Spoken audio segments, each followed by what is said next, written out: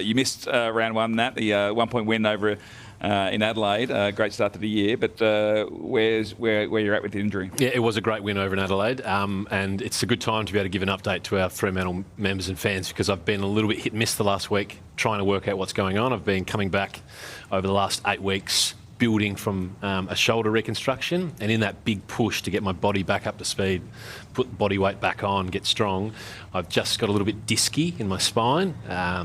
It hasn't recovered over the last week as well as we would have liked. Had another MRI this morning. I've got a nerve test tomorrow morning, and it's looking likely at this stage, early next week, I'll have a small procedure to try and alleviate the pressure on the nerve. So that could be 3 to 6 weeks, somewhere in, unless something happens over the weekend drastically. That's probably what I'm looking at. By the way, that's the most Aussie description of an injury. A little bit disky. That's remarkable. Disc prolapse pushing onto the nerve, which is going down my right leg, but a bit disky. Are you in a lot of pain? I've been sitting here for about 60 minutes now, and it's starting to ache. But less than 1 out of 10. Don't blame the Project Freo supporters if it ends up being 4 weeks or anything like that. So, I mean, how you obviously attack your rehab. Have you learned something about maybe the way you've gone about recovering from the shoulder that you're going to take into this next period? I think what this gives me an opportunity to do is give my shoulder another couple of weeks to recover. So that is fully healed, but there's always going to be a risk when you push so hard to get yourself back up to speed in a condensed time frame that you're going to put the rest of your body at risk.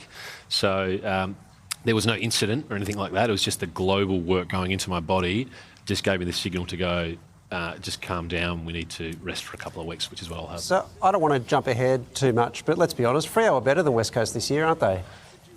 Yes. Yes. Sorry, said it. So far, because we're one win.